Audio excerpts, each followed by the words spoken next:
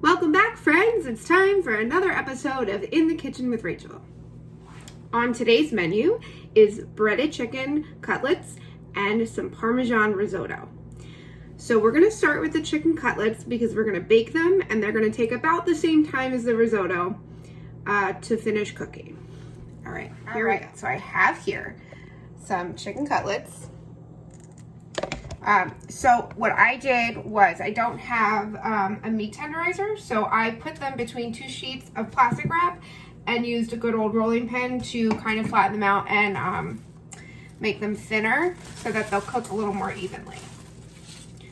All right, so first things first, I'm gonna do a little salt and pepper on both sides of the chicken.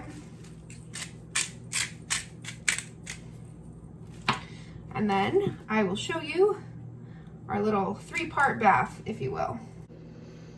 All right, here are my little chickens. Okay, so step one, take our salt and peppered chicken. We're gonna dredge it in a little bit of flour.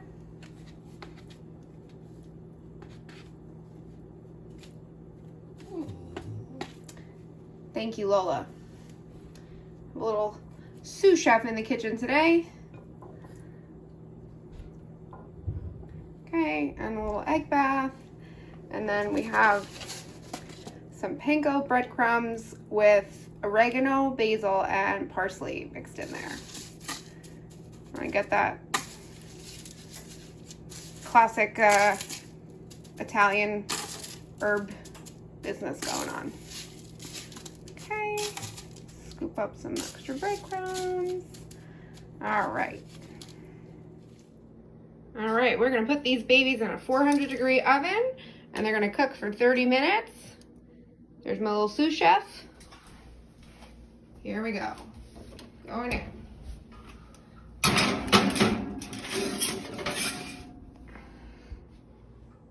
And now, my friends, the real fun begins. Let's get started on the risotto. Okay, so I have 2 pots going here. Show you, okay? So in this pot, I have some chicken stock that I boiled, and now I'm keeping on a low heat just to keep it warm. This side is where the risotto magic is going to happen. Okay, in this pan, we got some olive oil, probably about 2 tablespoons-ish. You know how that goes. And to that, I am going to add 4 cloves of garlic and 1 large shallot that's been chopped. It smells so good. And Pat is making an appearance again. Our little spatula friend. All right. We're gonna just let that heat up just for a minute. And then to that, I'm adding 1 cup of arborio rice. It is a specific Italian rice used for risotto. And what you want to do is you want to really make sure that you get all the little rice guys coated as best you can with that oil. And we're going to let this brown up for a couple minutes.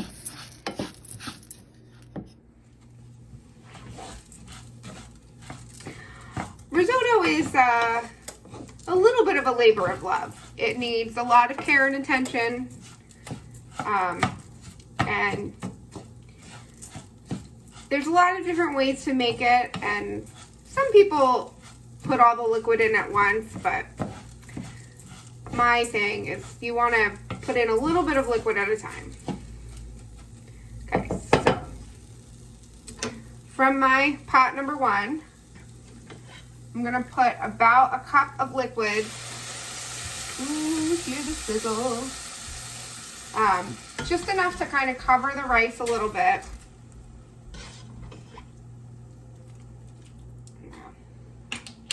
Oh.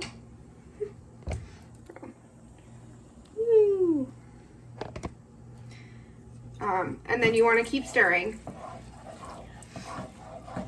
And so you keep stirring and letting it cook until all the liquid is absorbed. And then you keep repeating. You just keep adding liquid and stirring, letting it cook.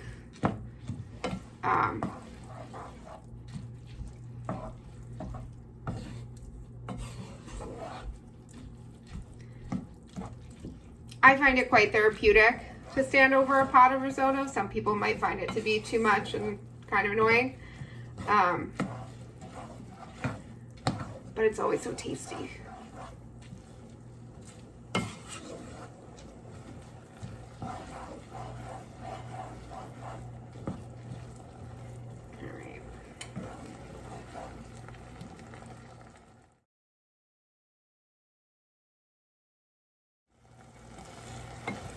So another thing I really like about risotto is that it really is kind of pretty versatile. What I'm making today is really just kind of a plain, good old-fashioned Parmesan risotto, but you can add just about anything. Last summer I made a corn risotto that I put shrimp and scallops over. You can add a veggie to it. Mushrooms are very common in risotto. Asparagus is very common. You could do spinach, really just about any real green vegetable. The green vegetables would come closer to the end, not in the beginning.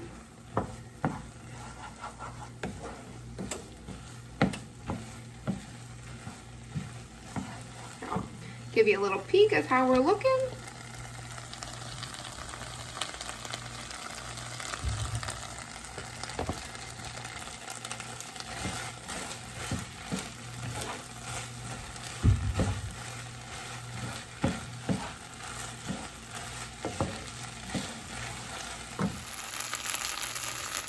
Really getting pretty fluffy, which is what you want to see. And so I'm keeping this liquid to the left on a low simmer so it stays hot.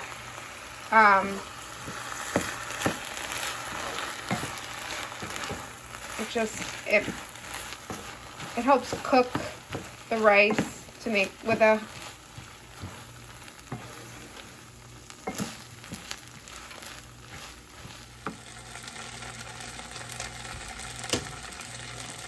So I've had a lot of time to think, during this pandemic situation. And I was talking with my cousin the other day, and we were talking about the cooking videos and whatnot, and I was thinking about my dad, and I said to her, if my dad were still here, he would probably be making at least one pepperoni bread every day. That was one of his, signature things to make, if you will. A basic stromboli, just bread with pepperoni in it. And every family function or someone's birthday, the bread machine would come out, dough would get made. And so I was just, thinking about that. It would have been one of the things that can make risotto a little, annoying to some. It's not just about adding the liquid gradually, it's that you constantly should be stirring it.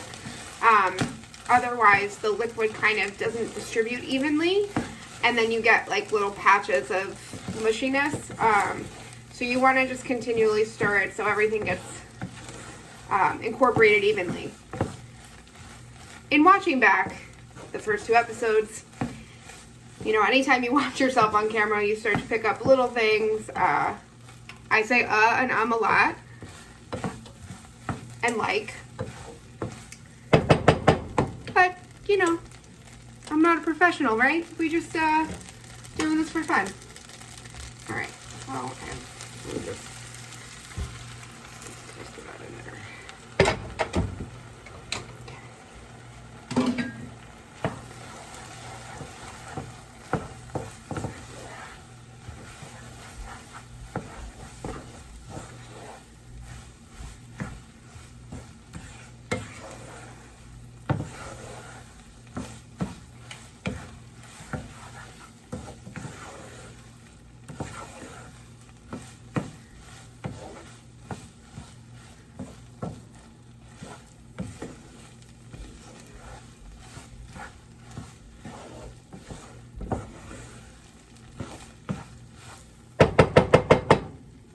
Okay.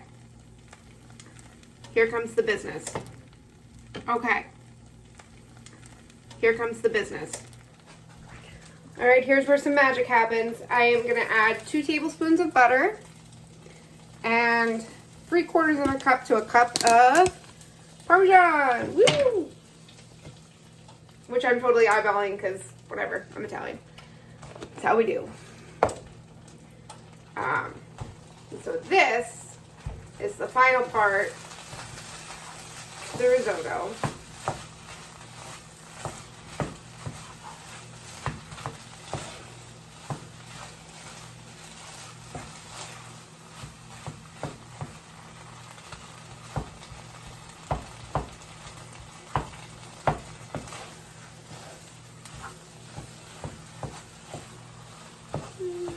I'm actually going to add a little bit more cheese.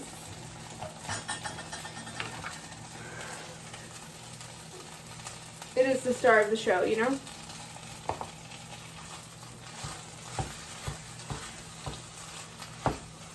Oh, yeah.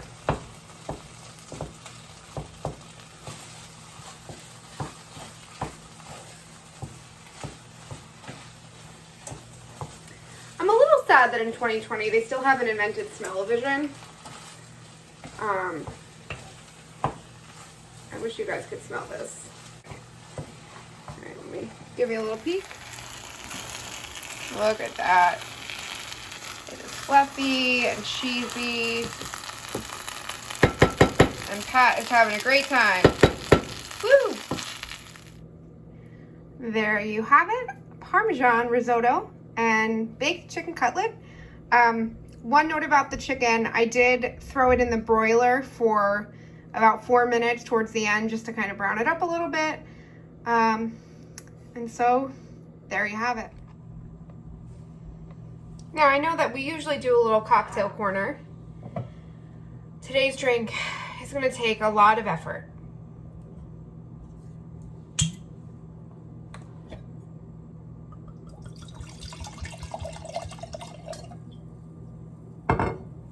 Sometimes you gotta do what you gotta do. Cheers. Thanks for tuning in to another one of these. Hope to see you soon. Bye.